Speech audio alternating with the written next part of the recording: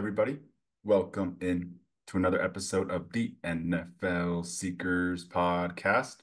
Today, we're going to be doing a full 7 round mock draft for each AFC West team. It's going to be a start of a series for us. We're going to be doing this for each team, each division. We're going to be doing a full 7 round mock for the entire league, so it should be really fun. We're going to start it out with the AFC West. Stores is a Chargers fan. I'm a Broncos fan, so I figured it was only right to talk about our teams first, and I'm really excited for this series. We're gonna find a lot of good fits, and I'm sure a lot of these will honestly end up happening. So I'm excited. Yeah, we're really past the free agency frenzy, the craziness. So, we've kind of settled. We kind of know where our rosters are at going into the NFL draft. And yeah, nothing better than, starting off the series at, in the homey AFC West, our most familiar division. But yeah, it's gonna be a fun series that we do building up here to the draft, which is in less than a month now. So we're gonna be grinding these out for the next few weeks. But yeah, stay tuned. It's gonna be fun. But everyone's getting a 7 round mock. We love it. This is why we're here. We are absolute draft freaks. So, let's roll. Let's roll, baby. We're gonna be grinding out the content. We're gonna be getting like 2 or 3 of these out a week, leading up to the draft. Just a lot of draft content. We're still finishing our positional ranking, so a lot to come. I'm really excited about it. Do you want to start it out? We're gonna start it off with the Chargers because they pick first, and we'll go to the Broncos who pick at 12, and then Raiders at 13, and the Chiefs who pick last at 32nd. So really excited. Do you want to just start with your Chargers? Yes, sir. Chargers Nation. Let's ride. This is hilarious because look who's on the board here. We were planning on maybe going receiver for the Chargers, and Marvin Harrison is on the board here at 5. So what are we thinking? Yeah, I mean, this is a no-brainer. I mean, really, in this scenario, I mean, I guess, PFF is random. You'll do it every time there'll be a new result. So, I mean, in this scenario, yeah, no-brainer. It's Marvin Harrison Jr. right here, at 5, which is realistic because I mean, people are talking about 1 through 4 being quarterbacks. I mean, Malik Neighbors' hype is out of control right now. He damn near could go over Marvin Harrison Jr. I don't really necessarily agree with that, but I mean, he is an incredible prospect. So I think, losing Keenan Allen and Mike Williams in free agency, you just have Joshua Palmer and Quentin Johnston as your wide receivers 1 and 2. That room desperately needs help. So yeah, I mean, you go get a generational prospect, and whether it was Malik Neighbors on the board or Marvin Harrison Jr., even better. Yeah, you lock in that pick in the first round, and Chargers fans are taking victory laps. We're taking victory laps, and we got tears of joy if Marvin Harrison Jr. is there at 5, which is felt like a pipe dream, but is now kind of realistic, I guess. Yeah, so are we just going to say that a team traded up to 4, and are we going to select Marvin at 5, or are we just going to restart it and pick Neighbors because it's more realistic? Because I think there is a possibility the Cardinals trade down. So should we just pull the trigger on this generational, the best receiver prospect of all time? It's totally your call. I mean, I mean, could it happen? Yes. Would Malik Neighbors be more realistic? I guess probably, but I don't know. What do you think? That's tough. I mean, I may or may not have already made the thumbnail Malik Neighbors because I figured he would be on the board and not I Marvin. restart. Let's just restart. It's more realistic. Let's be real. In a perfect world, this would happen, yes. Um, but you never know with PFF. In a perfect world, yes, somebody trades up with the Cardinals in this situation. But if not, the Cardinals are 95% probably locked in on Marvin Harrison Jr. So let's uh let's have Marvin. Yeah, let's try this again. Reset it, baby. That's a Ah! You just keep talking about this Malik Neighbors to the Chargers fit while I make it happen. All right, you just talk about how Malik Neighbors and Herbert would coincide. Let me just tell you something about Mr. Malik Neighbors. LSU, he just had a 42-inch vertical at his pro day, ran a 4.34 and just absolutely tore up his pro day. He is an explosive athlete. He moves different than, quite frankly, anyone else in this entire draft class. It's kind of a redundant and kind of silly comparison, but Malik Neighbors is very similar to Jamar Chase. Height, weight, speed, explosiveness. Talk about a guy who had freaking 1,500 yards and 14 touchdowns this season. He has gotten better in every single year leading up to this. But yeah, Malik Harrison. got my words twisted. But Malik Neighbors, if you're a Chargers fan, we've been dialed in on this guy since December. This feels like the pick here. He's explosive. He would add a different element to this offense that Justin Herbert has never had. We've never had a really true deep threat weapon that, is a home run hitter, and Malik Neighbors would fit into this offense like a glove. So this is kind of the Chargers dream right here if they stick and pick at five is Malik Neighbors. I think that's really fun. It does feel like just with all this hype that Neighbors is kind of gathering right now after that pro day, it just feels like he's going to be selected at five, if not earlier, and the Chargers will stick if they have the opportunity to take Neighbors. So I like that a lot. Feels realistic. Moving on to round two, crazy Jackson Powers Johnson's available. Some of these will be interesting, but I think we We're got, gonna try and be as realistic as possible here. yeah. So, guys that we think are for sure will be off the board, we'll go in a different direction from there. But yeah, like guys like Jack Spires Johnson seem like a first round lock. But yeah, we'll pivot. We'll pivot, around, it's definitely eyeing Mikey Sarah still. He goes in the first round right there. But yeah, I mean, with the Chargers roster right now, your second biggest need is corner or defensive line. You can kind of go either one of those two spots. Your starting defensive lineman, your nose tackle is Otito Obonya, who's coming off an injury. You signed Puna Ford in free agency. And then you got Morgan Fox, who's a pretty good pass rusher. I don't really know if he fits Jesse Minter's defense so well. And then your starting corners, you got Asante Samuel Jr. on one side, Kristen Fulton on a 1 year deal, and then Jaw Taylor in the nickel. I mean, so How are you feeling about Chris Jenkins and then waiting around for corner? I would be totally fine with that. Chris Jenkins, a guy who's familiar with the scheme, comes from the Jesse Minter defense. Big guy. I think you could probably lock in Chris Jenkins right here. I think that's good. I think that's good value. I think it's a good fit. Chris Jenkins, who they called nicknamed the Mutant. He's a true athletic freak. Yeah, let's lock Chris Jenkins in there. I think that's perfect need and perfect fit. Kind of goes without saying. You get Minter and Harbaugh, their guy. He's a beast. He's got the NFL bloodline in his family. He's going to be a monster. I would love Mikey Sammer still here as well. Crazy, he went in the first round of this scenario. You can kind of put Sammer still here if you want. We just can't physically put it. So we'll select Chris Jenkins. I think that would be really fun, and we'll eye corner here. I think tackle might be another need. Center is something we could look for as well. So maybe look at the linemen and corners available. You still got Christian Haynes. Feels kind of like a Charger. Blake Corum, that's just the dream. Blake Corum landing spot. You still got some really good corners available. This is a little bit tough. I think Max Melton here is a day one starter, a guy who had a really good senior bowl, ran out of his mind. He's got the NFL bloodline. Um, and yeah, I think if we're being realistic here, corner, you got to get corner in the first 2 days. Whether it's a trade back in round one, you got to get corner on your board somehow. You cannot go into the season with Jaw Taylor starting or Dean Leonard starting, and Christian Fulton is, he's not a true alpha corner one. I think Max Melton could develop into that. I think he's got inside outside versatility. So yeah, I would lock Max Melton in here in the third round, no brainer. Yeah, I really like this. It gives you the ability to kind of move Asante into the slot or move one of them into the slot. They're all pretty flexible corners. So I like that. You get a really athletic corner in there. He's got that size. I like that a lot. Moving on to the Chargers' fourth round pick here. Looking at their roster, I would say that their biggest need would be replacing Trey Pipkins at this point. Are there any other needs that stand out to you? Halfback, safety, center. Center. Bradley Bozeman isn't the best pass protector, but he does fit that I scheme. mean, yeah, Bradley Bozeman is on a 1 year contract. Trey Pipkins is on the last year of his deal. You could also double dip at wide receiver, no problem here. You could also double dip at corner. I mean, right now you're just trying to fill roster holes. Brendan Rice would be extremely intriguing. I don't know how realistic that is after you go Malik Neighbors. I mean, oof. I'm a big fan of Hunter Norzad. I don't know why PFF has him so low. The Guilty as Charged podcast has put me on to Hunter Norzad. He's an athletic freak out of Penn State, as most Penn State players are. I mean, he's a guy that could sit behind Bradley Bozeman for a year and then be the center of the future. I think that would be a tremendous value here in the fourth round, even though PFF's not going to grade it very good. But I really, really like that pick. I You really got like that as well. I think center might be the smartest pick. Like there are some pretty good names on the board. If anyone really tempts you away from center, but I like Norzad a lot.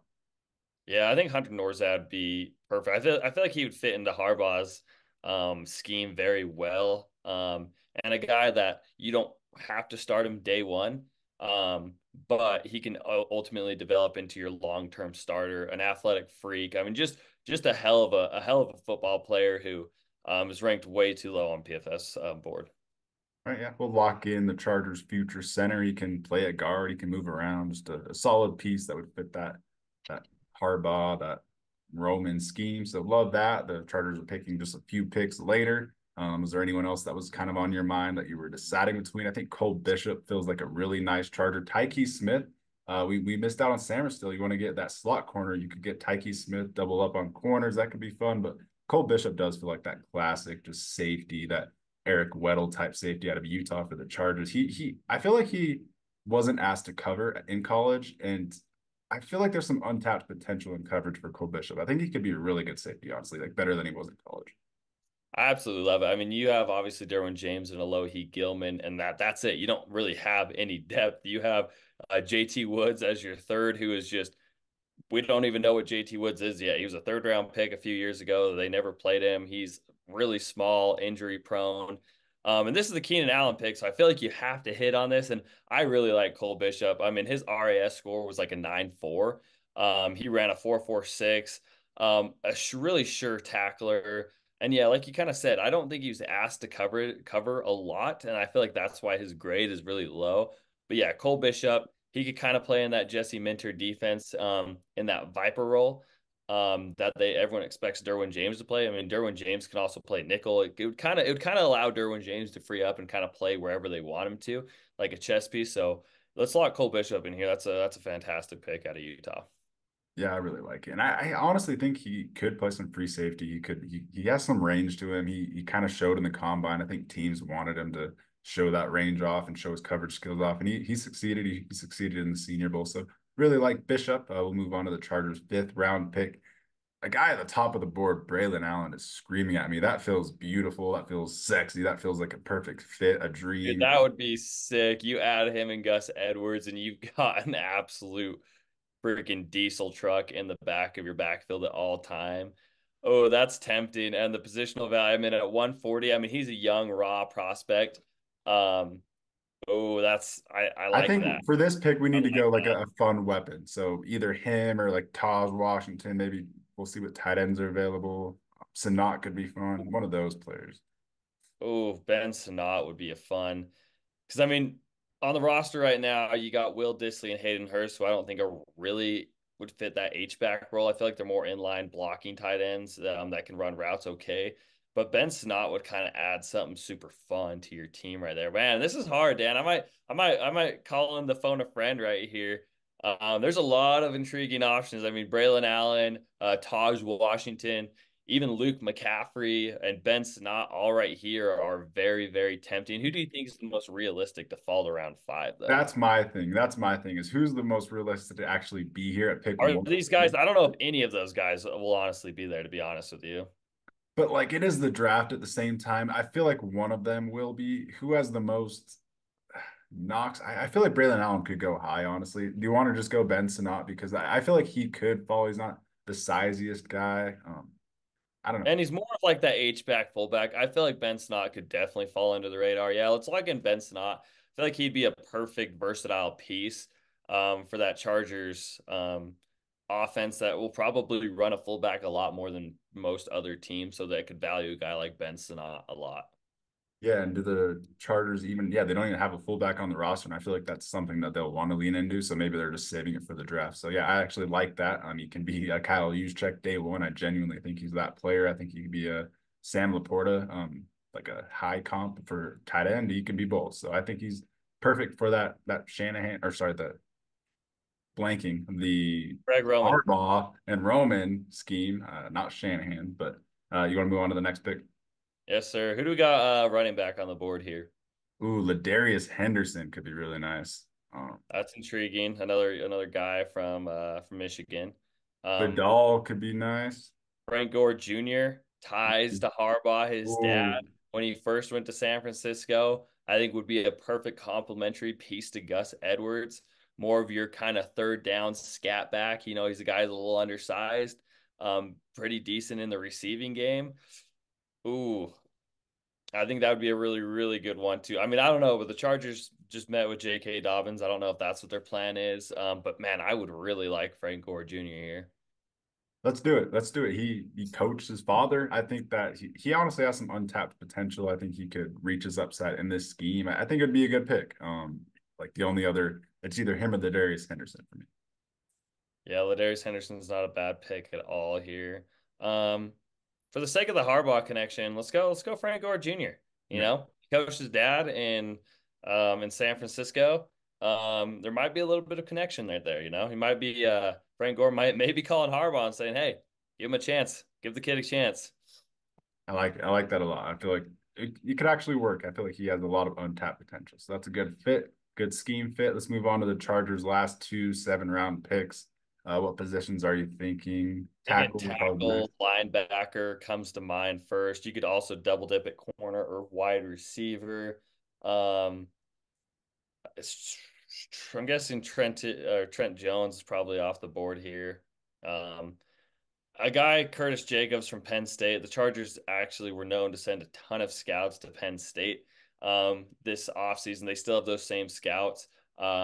He's a really good coverage linebacker. You got Denzel Perryman, who's more of a run stuffing guy. So for a guy for a change of pace, third down linebacker on passing downs, Curtis Jacobs might be a heck of a fit here. Jacobs or Watson? I feel like both could be Chargers. Let's go with Curtis Jacobs just because I feel like he complements the room a little bit better than Bookie Watson. Yeah, he can rush the passer. He can cover. He's a good mover. I feel like that's a good compliment to the room. I like that pick. And we'll go on to the last pick for the Chargers. Should be a random one. We can literally do anything. Is there any Tyler Owens could be nice? That a speed freak, that special teamer. What are you thinking? Maybe it was a Darius Masao from LSU or UCLA, excuse me. Would be another intriguing prospect, you don't have a really super deep linebacker room. He would be interesting. Like I a mean, tackle. I feel like tackle. It would be irresponsible to not go tackle, honestly. I can't say I've watched much Carson Barnhart film, but he is a Michigan guy, so the ties are there. Doesn't have the best grades, but there might be some untapped potential there. So maybe we lock in Carson Barnhart here. Hey, 500, almost 500 snaps at right tackle last year. That's exactly what the Chargers need. He can be a perfect insurance plan. He can push Pipkins, and make him play harder. I actually like that. Like that a lot. Yeah, look Carson Barnhart here. I like it. Everyone, find a little Carson Barnhart tape and tell me how you like him.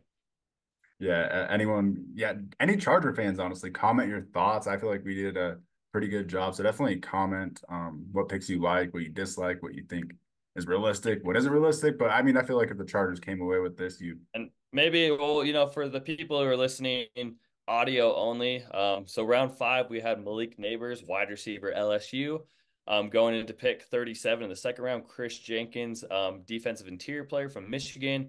Round three, pick 69 overall. Max Melton, cornerback Rutgers. Round four, pick 105, Hunter Norzad, center from Penn State. Round four, pick 110 was the Keenan Allen pick. Safety Cole Bishop from Utah. Round five, pick 140, Ben Sinnott. Round six, 181, Frank Gore Jr., running back, Southern Miss.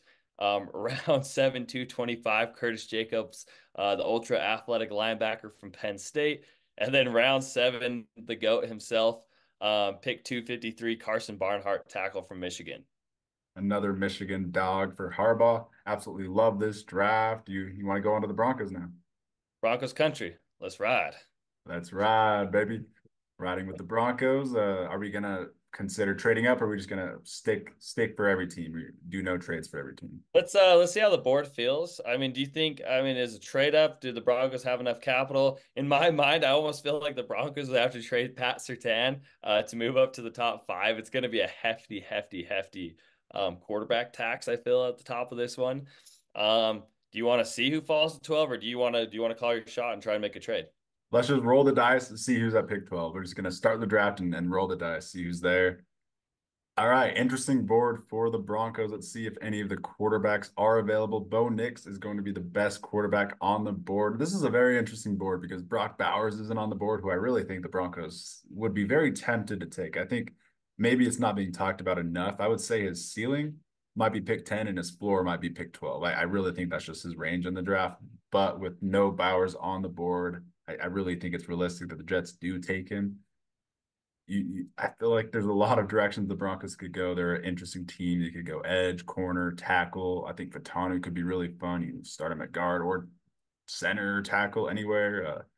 Really tough, but I don't know. Do you want to just go Bo Nix because he's that perfect quarterback for Sean, or what are you thinking? I really do think the fit is underrated. I mean, what Russell Wilson was to the Broncos was a quarterback that's not very comfortable getting rid of the ball fast. A guy that is more of an out of pocket type of player, and that's the complete opposite of Bo Nix. He's all about timing. It's the route, it's the first, second read, it's all out. I mean, I think Bo Nix, and big or let's see, do they have the timing in this? Like how quick his throw? I think it was like an elite percentile. Yes, 14th overall in college football at 2.44 seconds, which is extremely fast. And that's what Sean Payton's looking for. I mean, I feel like he would look at Bo Nix and be like, this could be my Drew Brees. This guy, I've seen his college tape. There's enough tape. He was a Heisman finalist, 45 touchdowns, 3 interceptions. He was decisive. He was smart with the ball. He was careful with the ball. I just feel like that's the fit is going underrated here. And I mean, whether the Broncos trade down and could still get him, but I mean, the Broncos are desperate for a quarterback. I mean, you can't roll into the end of the season with Jared Stidham and be realistic. Yeah, any Bronco fans that are going to be mad at this one, you just have to realize that there's no trades in this mock. In this scenario, Brock Bowers isn't on the board. There really isn't any other option but to go Bo Nix when you have Jarrett Stidham as your quarterback right now. So I will go Bo Nix. Feels like a perfect complement to Sean. Like you said, he's on time. He can be that extension of Sean on the field. And it does feel like a Bronco. It feels like a Sean Payton player. So we'll go with it. We'll build the rest of the draft around Bo Nix. I love it. All right, let's see how the board falls for our third round pick because our second round pick went to Sean Payton. Kyrie Jackson feels like a nice Bronco, I'm gonna be honest. That would be a really good 1-2 punch with Pat Surtain on the outside. Um, I mean, what's your edge rushers looking like? Oh, you got Malcolm Roach at left defensive end, DJ Jones, Zach Our Allen in edge the. rushers are Baron Browning, Jonathan Cooper, Nick Bonito. I mean, would you think? I mean, Mo Camara would be a guy from Colorado State who I think plays a lot like Shaquille Barrett, one of my favorite prospects in the entire draft class, a guy with ultra production and sacks, getting after the passer. He ran a 4.5 at the NFL Combine, and one of my most underrated players in this entire draft, and the Colorado connections there. Or would you want to lean more corner? I feel like Mohamed Kamara has to be a Bronco. That's the most perfect fit. But can I wait one more round and take corners? Because Kyrie Jackson would be like a dream fit opposite of Sertan. I'm gonna be honest. Like I just he has that size. He's what 6'3". Yeah, but That's tremendous value there. Yeah, I mean, it is I mean, corners probably. Yeah, I mean, I like it. I mean, I like it. I'm not gonna be mad about Kyrie Jackson. I think that's a hell of a pick. Line him up opposite of Pat Surtain. You got two dominant outside corners. what do you think is smarter? Should I wait? Because I'm gonna do corner and then edge. The next two rounds. So what is smarter to go first here? I mean, Kyrie. if you're willing to roll the dice on Mo Camara, I mean, I value Mo Camara as a third round player, Yeah. so it's totally up to you. If he fell into the fourth round, that'd be a hell of a steal. Um, but I mean, are you willing to roll He the? is undersized. I would be drafting him to probably not start. And this is the start at corner two. Like this is to be the starting outside corner day one. So I am just gonna take Kyrie Jackson and pray that Kamara or a good edge falls in round four. I think that's got to be the smartest move, honestly. Yeah, I mean that's an immediate upgrade over Damari Mathis or Jaquan McMillan, whoever you pick. And wow, Mohamed Kamara is right there for you. His ADP is 127 on here. I mean, I have a third round grade. I don't know how the NFL views him, but I think that's a you pick it and you look the other way. Yeah, it's right around his ADP. So I'm gonna pick it. I could say that we both are pretty high on him. We could see him going higher, but he is a little bit undersized. He could fall. He's from that small school, but it would be a perfect fit for the Broncos. I compare him to Shaq Barrett as well. You know who the Broncos got undrafted, and he won a Super Bowl with them. So it just feels like a perfect, beautiful shoe-in fit. That will move on to the Broncos' fifth round pick. Are there any needs that stand out to you when you look at their roster? Linebackers a pretty big need with I was gonna Jewel. say Cody Barton. I don't know if how I value him. Alex Singleton's actually a pretty damn good linebacker. Jonathan Cooper. I mean, I think you could definitely upgrade over Cody Barton here, if you wanted to. Cedric Gray from North Carolina is an intriguing prospect. Lloyd If you also Cushenberry want, left as well. yeah. Oh yeah, you could also that would be you don't have a center on the roster right now. That might be the smart thing to look at right now. Um, There's some good ones. Tanner Bortolini really feels like a Bronco. He was one of the best testing linemen at the NFL Combine.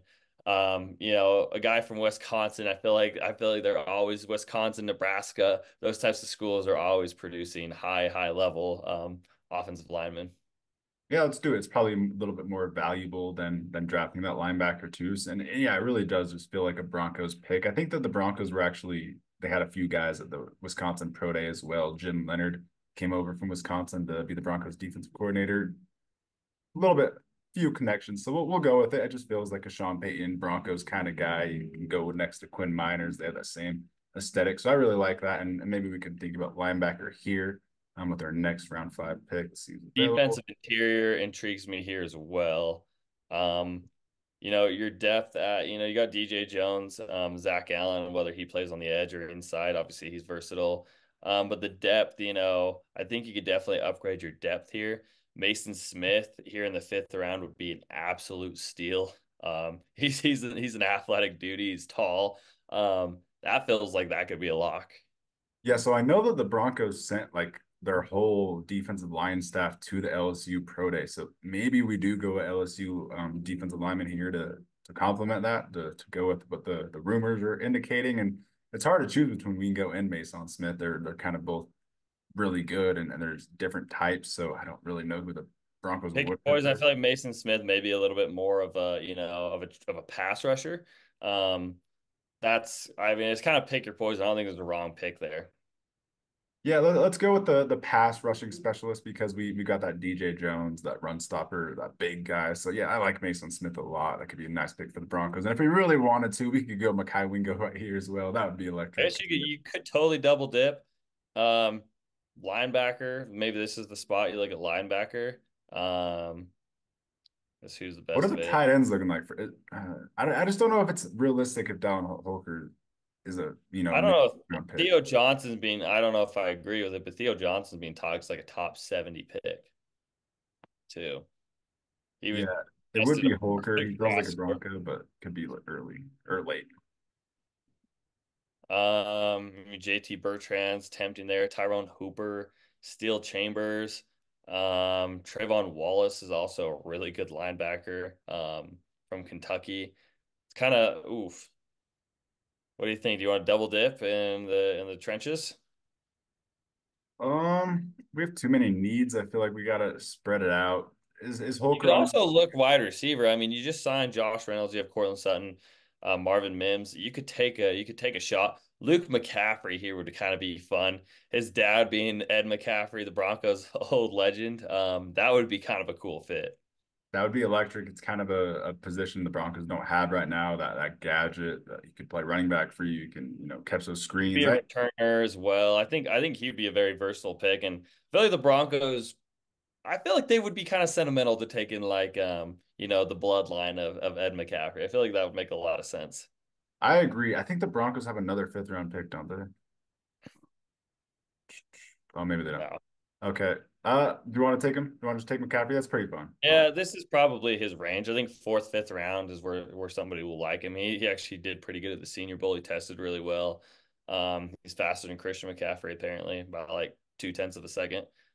Yeah, no, I like getting Sean Payton, his gadget guy. He doesn't really have that guy right now. He can be a really good receiving back. Do you think Dallin Holker would go here though? That's like obviously I would take him over McCaffrey, but would he be here? What's his ADP? I think it's realistic. I think he could fall into the fifth round. What's I his think that I think that's realistic. I mean, I probably have a fourth round grade on him, but I don't think that's far fetched. I mean, he wasn't even a guy who was invited to the Senior Bowl or anything. He was the Shrine Bowl. Yeah, you're right. And yeah, maybe it's just because we're both higher on him than consensus. I have like a third round grade on him, but I'm just gonna take Holker, and I think that I could probably get McCaffrey next because I just think it would be so beautiful. The Broncos really don't have any tight ends. It's Adam Troutman, Greg Dulcich. I think that Down Holker could eventually be their tight end one, be a really good starter for a Sean Payton offense. So I'm gonna go with it. Keep him in Colorado. I'm just really high on him as a prospect, and I don't like seeing him that low. All right, McCaffrey still here? I think it's a no-brainer pick if he's still here. Oh, we get finesse. No, you hate to see it. You hate to see it. We're scrambling over here now. Tyron Hooper would be interesting, a linebacker from Missouri. I actually really liked his tape. Safety here. Do we look at safety? Trayvon Wallace, Bookie Watson, the all-time leading tackler, Ole Miss. Tyler Owens is kind of intriguing too. He jumped like a 12-foot vert. He was pretty incredible. This is tough. Yeah, Tyler Owens would be that nice like athlete. He could be a really good special teamer. Running back is a slept-on position the Broncos really do need. They've just got Javonte, who hasn't been the most explosive. They got Pirine, but maybe we could wait. Have we What taken are a you running back leaning? yet? We haven't taken a running back yet. Oh, let's check running back. Okay. I think Broncos. Isaiah Davis. Ooh, that feels like a really good fit. Feels like a really good fit from Isaiah South Davis feels like oh yeah, the Broncos have a pick in like 4 picks, so we can pick Isaiah Davis here, and then we'll see what happens with the next few picks. What is this? Our 6th round pick. So I think the Broncos have 2 more picks total. So I think linebacker's a must, and then Sean maybe Payton loves Texas people for some reason. Jalen Ford. I Easton think Gibbs. Easton Gibbs. Yes. I gotta go with the hometown kid because the Broncos have had like 3 top 30 visits with this kid, and I don't honestly know much about Easton Gibbs, but he does have that Logan Wilson vibe out of Wyoming. He's kind of good all around. He has the athleticism to cover as well. So let's keep him local. Let's get the local boy Easton Gibbs for the Broncos. It feels like Easton Gibbs could be a guy that eventually goes in and starts with the Broncos, like Josie Jewell did for 5 years, and ends up being pretty solid because linebacker is kind of like that. So pretty fun draft for the Broncos. As a Broncos fan, I couldn't be too mad. You started off with 2 Oregon Love Duck. to see it. You love to see it. But go on. Sorry. Bo Nix in round 1 at pick 12. You get Kyrie Jackson, the tall, physical outside corner opposite of Surtain in round 3.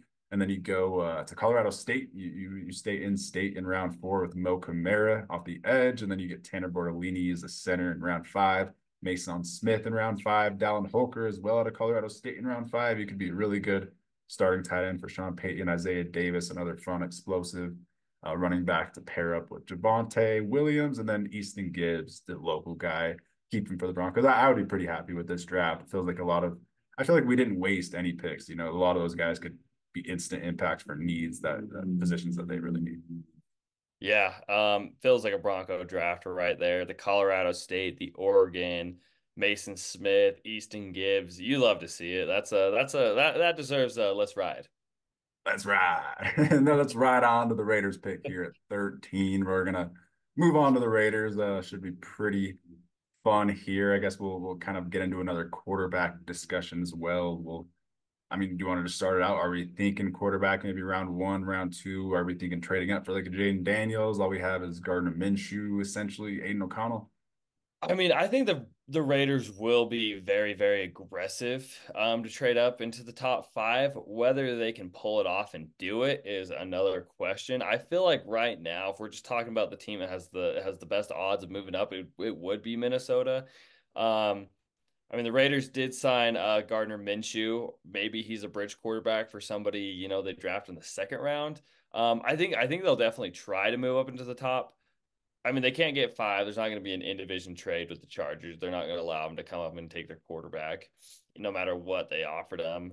So you're really looking at the Cardinals at four and the Patriots at three. Whether the Patriots are locked in, maybe they're open for business. But I don't think the Raiders are going to be able to pull anything off.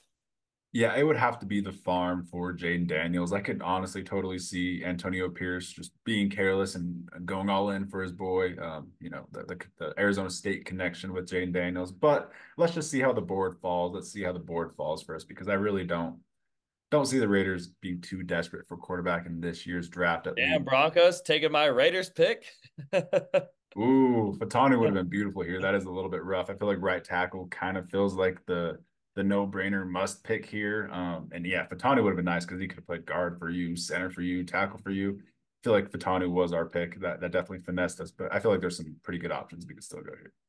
Yeah, Tulisi Fuanga feels like a no-brainer. Coming from, watching Tom Telesco draft, I feel like he's very predictable in what he's gonna do. And he will probably go the best player on the board here. And I would have Tulisi Fuanga the best player on the board. You pair him on the other side of Colton Miller. You protect, your rookie quarterback maybe here in round two for the next decade. So you got your two bookend tackles. And also I think Fuanga has the versatility of kicking inside if you need him to be. So I mean, he can kind of be that tackle guard flexibility guy. So I think that would be a no-brainer pick for me.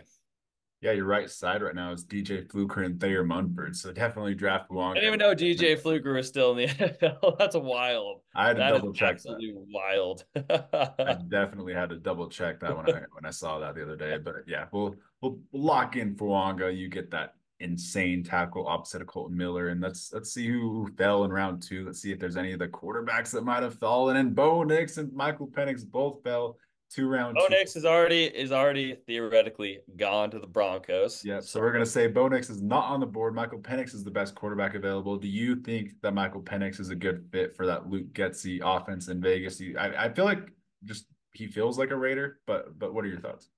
I feel like the two teams, I feel like you got Seattle, who's a very intriguing spot for him. And I feel like if he's here at 44, it's a no-brainer pick for the Raiders. Michael Penix is a 4-year starter. You know what you're getting out of Michael Penix. An absolutely incredible season. A very smart, decisive quarterback. Tested out of his damn mind at the combine or at his pro day, excuse me, today. Running a 4.5. He's got crazy long arms, Four, ginormous. four, five. Yeah. And this could be a guy that could push Gardner Minshew for the starting. Wait, Gardner Minshew signed with the Raiders, right? I'm not just speaking out my. Yeah, he did. Okay, yeah. For some reason, I started questioning myself. But yeah, this could be a guy that could push Gardner Minshew for a starting role immediately. And honestly, I think there is. People say, he is a long year starter. You know what you're getting out of him. I feel like there's untapped potential with Michael Penix, and I mean, he was an incredible quarterback, and he had an incredible game, whether people want to admit it or not, against Michigan. I think he's just kind of being underrated. People are hating on, the injuries, but everything's pointed to all the medicals passing and that combine was pretty, or not the combine, but that pro day was pretty electric. That kind of erased all the medical concerns for me at least. That 4.45, he had that crazy vertical, the broad jump. He's a stud, he's a freak athlete. He's got the longest arms you'll ever see for a quarterback. And he's got the prettiest deep ball you'll ever see as well. He can throw that thing, and it would be fun with Devontae Adams. It would definitely be a good fit. I think a lot of people are kind of the range for Penix is crazy. He could go round three, round two, round one. I could easily see him going round one after this combine or the pro day performance. And I feel like it's just he's gonna ultimately end up going around here because like if the Broncos take Bo Nix, that would be the last team that really needs a quarterback, taking a quarterback. So I think Penix would just fall off of, precedents like what Will Levis did last year. So I think this is a realistic range for Penix, and that would be a pretty electric start to the draft, Wonga and Penix. I really like it. Ooh, Junior Colson here would be insane. I mean, you got Robert Spillane, Divine Diablo, Miles Jack, or not Miles Jack, sorry. I'm looking at Jack Jones for corner. Um, but yeah, Spillane and Diablo, I feel like you could definitely upgrade here. You could also go corner. I don't feel like that would be bad, but I mean Junior Colson on the board here in round three. I don't know if he even falls. I think Junior Colson may be a lock in round two. What do you think? I think that just feels like a Raider pick. I think you could start him day one. You either cut Spillane or Diablo, whoever it doesn't outplay Colson in training camp. I think he could be a really good pick for you. He's a thumper, really good run defender. He's gonna go up and tackle you. He's got a really cool story, good like a captain, good teammate. So I think that would be a really good Raiders pick. Yeah, that'd be a sick pick. That's tremendous value. Okay, just yeah, pick it and forget it. That's an incredible pick. And knowing Tom Telesco, he does let the board fall to him. He will pick best available. I think we could definitely upgrade and definitely help our corner room or safety. I mean, you got Marcus Epps, Trayvon Moehrig at safety. Your starting corners, Nate Hobbs, Jack Jones, Brandon Faison. You could definitely upgrade there.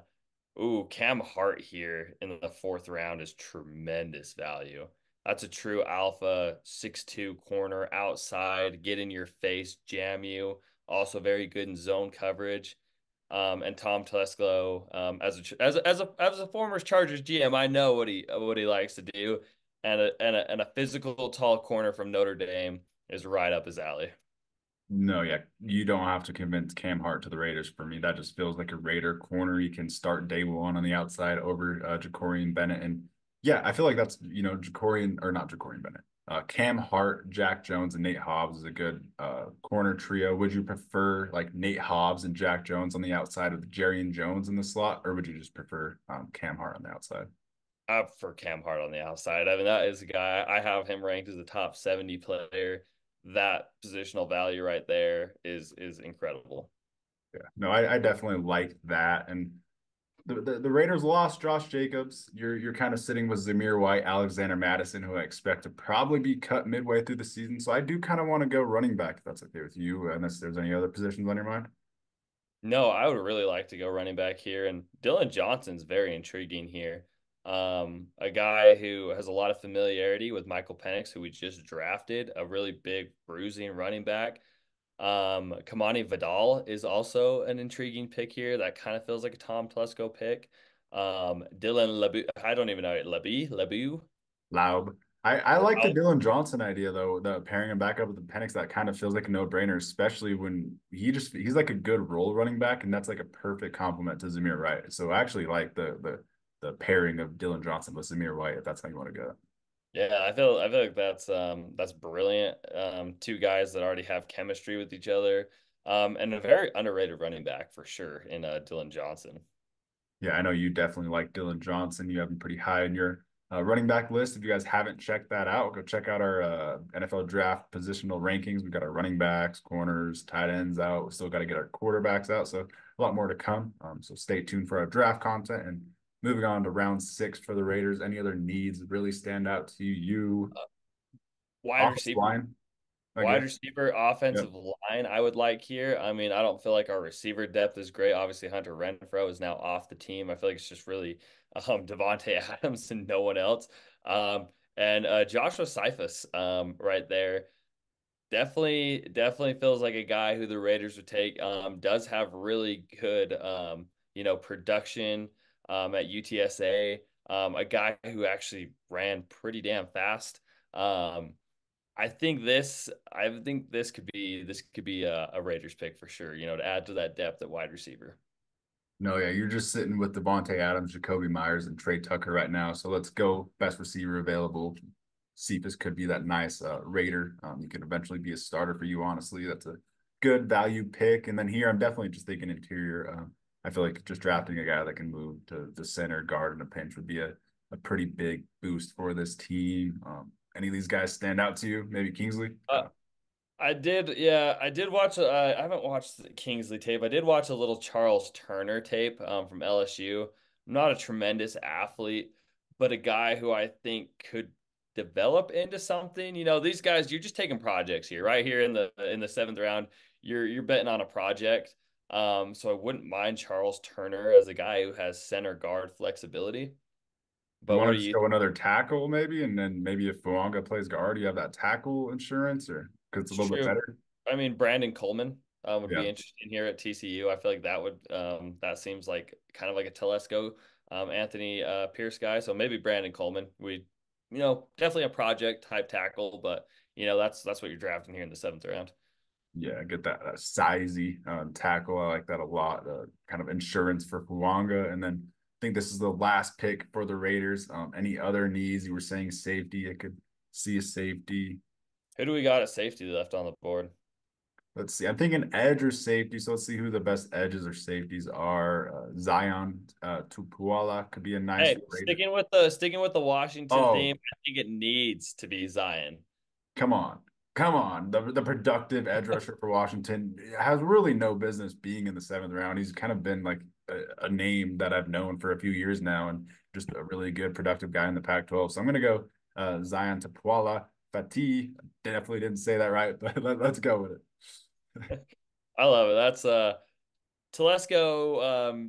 Sorry, I keep bringing up Telesco. I'm acting like I know this guy personally, but he did draft three TCU guys last year, so three Washington guys. Up his alley. It's up his alley. But I'll go over the picks right here. We got offensive tackle Talisi Fuanga at round one, pick 13. Then getting your quarterback of the future, Michael Penix Jr. at pick 44 from Washington. And then absolute steal in Junior Colson here, round three, pick 77, a true alpha leader. You know, this guy would probably be a team captain in his first year. Cam Hart, ultra physical corner in round four, pick 112. Dylan Johnson, running back Washington. Joshua Cephas, wide receiver UTSA. Brandon Coleman, a development tackle from TCU. And Zion Tulipua. I can't say. I'm not even going to. Maybe when he's in the division, I'll learn his name. Big Zion, baby. The Yep, big time. Washington Raiders, the Vegas Huskies. You just absolutely love to see it over here. The Penix is going to be carrying all of his former Washington players to the promised land in Vegas. Electric. Let's move on to the last AFC West team we'll draft for, the Chiefs. Should be a pretty fun one. Let's just see. Let's just see who falls pick 32. Let's just roll the dice. You know, the freaking Sith over here, the Chiefs, Lord Palpatine, Andy Reid, the evil that needs to be stopped, and the Kansas City Chiefs are up. And what are we thinking here, Dan? We're vetoing AD Mitchell because that would end the league, and I don't want AD Mitchell to be a Chief. So that's not we're not AD speaking on Mitchell, I those. think we can lock in as he's not falling past the Bills. I think he's a top 25 prospect lock. I mean, what he has tested and done in production, I don't think AD Mitchell will be there. I am very curious into offensive tackle. You do have a big hole at tackle. Right now, will you read off their starting tackles? I can't even remember off the top of my Well, head. Wanya Morris is their left tackle, so they There definitely you have a go. hole. Wanya Morris is their starting left tackle because you do have Donovan Smith. I don't even know if he's retiring or he's just a free agent. So I do think you have to go tackle. We kind of talked about this last night. You bring in Hollywood that does allow you to have flexibility. You have Hollywood and Rashee Rice. You can totally take one second round. You know, I feel like receiver is a pretty easy position to get that production. So I just want you to choose between Jordan Morgan or Kingsley. Kingsley feels like an Andy Reid guy. But what do you think? Ooh, that's fun. BYU, Andy Reid connections, Kingsley, Isaiah Mateo. I saw a Um, mock draft where the Chiefs traded up for Kingsley in the first round. That's crazy today. You know, then the way I would look at it, Chiefs fans, is the drop off at tackle is significantly bigger than the drop off at wide receiver or corner for you guys. And so I think the bigger, glaring need would just to be to take the tackle, and then you can find, the class for corner and wide receivers a lot deeper. So yeah, I think you go tackle either Jordan Morgan or Kingsley. I didn't even think about Kingsley San Mateo and the Andy Reid connection. I really like that. This was a guy who was like supposed to be like a top three offensive tackle, and I mean he kind of had a little bit of a down year, but tremendous amount of upside. Andy Reid at BYU all the time. He's got that connection. Let's lock in Kingsley San Mateo here. Yeah, I like that a lot. Kingsley Suamatea, he has that experience on that left side, so you can honestly plug him in to compete with Wanya Morris day one. I think he can start for you. I think he can protect Patrick Mahomes. I think he could be better for the Chiefs than he was for BYU, honestly. He just seems like one of those players that will kind of be better in that better NFL situation with the NFL coaching. I feel like that's a theme with a lot of these BYU linemen, is they're all freak athletes for no reason. BYU has all these crazy athletes, but they just never work out because they aren't really coached up in BYU. Those BYU offensive line coaches aren't doing their job the last like 10 years, none of them have developed. So let's go Kingsley Suamatea and hope that Chiefs system can definitely make him into an all-pro tackle because he has that upside. He really does. And what are you thinking for round two? Receiver, Uh, corner? yeah, let's go. Let's look receiver here. I think we could add another explosive playmaker. Um, who do we got? Oh, Malachi Corley, man. Oh, Think this would be a fit made in heaven for the Chiefs.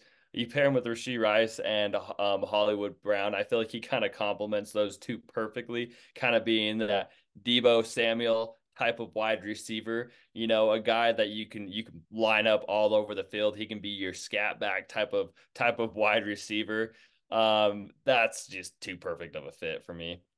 and like for another sell with the new kickoff rules, like this guy can be like a premier kick returner in the league. Just imagine Debo as a kick returner with these new rules. He's going to be insane. So yeah, you get him to be your gadget guy. You can move him around. You can allow Rashee Rice to be more of that outside receiver, honestly, and move them both and the inside outside. That's just a really fun pairing. Perfect chief gadget player. Malachi Corley would be a all-star for the Chiefs. Moving on to round three, corner is definitely a intriguing Corner, with L'Jarius Sneed leaving. 100%. I'm looking corner here. And Jarvis Brownlee Jr., man. If you It's want too to, if perfect. you want to, if you want to replace, if you want to go ahead and replace what you just lost in L'Jarius Sneed, Jarvis Brownlee Jr. is a turnover machine, man. He had 2 picks at the Senior Bowl. He finds himself around the ball more often than not. A guy who's also bigger, physical, has a really elite run, a defensive grade at 75.1. Zone coverage, man coverage, you name it, he excels at it. And it's just L'Jarius Sneed 2.0 Chiefs fans, and wow, just wow.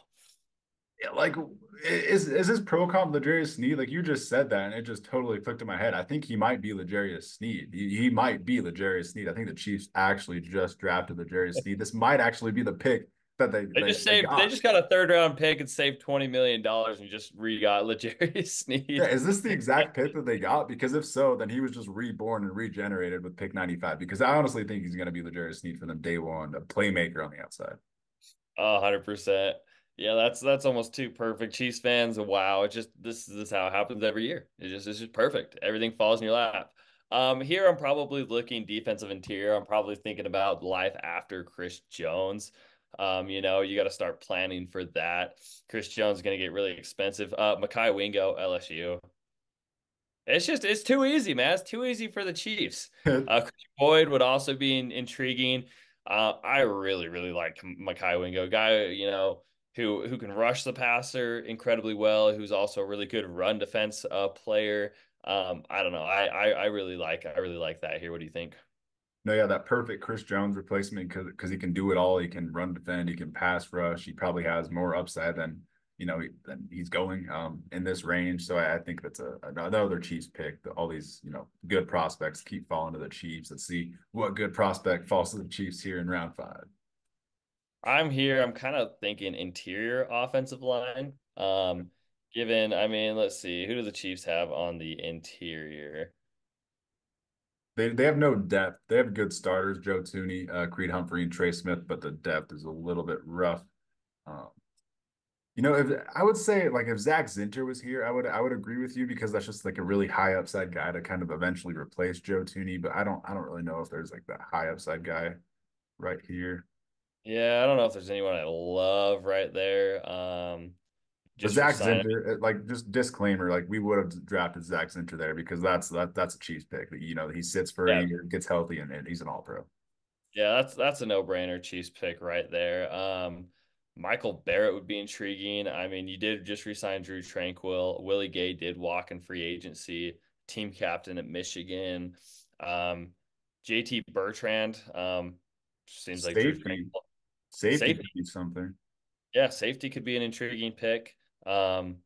Tyler Owens, I think, is going to go higher than what his ADP on Feels here. like a Chief too. Yeah, he was like a 9.78 RAS guy. He was the one that had the vertical or the long jump of like 11.4. I think that would be really good. You lost Mike Edwards this offseason, if I'm remembering correctly. Um, Yeah, and you just wow. have Brian Cook and Justin Reed starting. So he's good, Brian Cook and Justin Reed insurance for both of them, honestly. I don't really see them each being long-term options. So I think this would be a really good pick, honestly. Yeah, let's lock that in. That seems like a no-brainer right there. An ultra athletic safety with high upside. And now I kind of want to look running back here. And there's a specific guy out of Missouri who I feel like would fit very, very well. He's still on the board. Cody Keep home. Schrader. You know, D2 Cody Schrader transferring to Missouri and becoming a hell of a back, 1,600 yards. How many touchdowns? 14 touchdowns. I feel like this would be the perfect complement to Isaiah Pacheco, a guy that the Chiefs would have a tons of eyes on. Very familiar with this guy. What do you think? Keep him home. Just keep him in the state of Missouri. It's beautiful. He feels like that perfect complement to Isaiah Pacheco. Just two guys that work really hard. They're just those grinders. They're kind of ripped. Anomalies, really. I really like that. I like you getting that explosive weapon. Yeah, I feel like the Chiefs actually will add another good running back as well. So that's underrated. And for our last pick, let's just go quarterback. Let's go backup quarterback because currently Patrick Mahomes' backups Chris Oladukin and Ian Book. Let's fix that. And I think You there's know one what? guy that really stands out here. I gotta thank Ian Book. One of the most incredible anomalies Ian Book put on for me. Just a little story for the Seekers. Ian Book had one of the most incredible fantasy days in NFL history, throwing like four interceptions, getting sacked 6 times, so that my Miami Dolphins defense in fantasy football could score 36 points and win me the fantasy championship game or game to go to the championship by like point 0.5 when I was like a 99.99 projection to lose. So I don't hate Ian Book. Actually owe that guy like $1,000.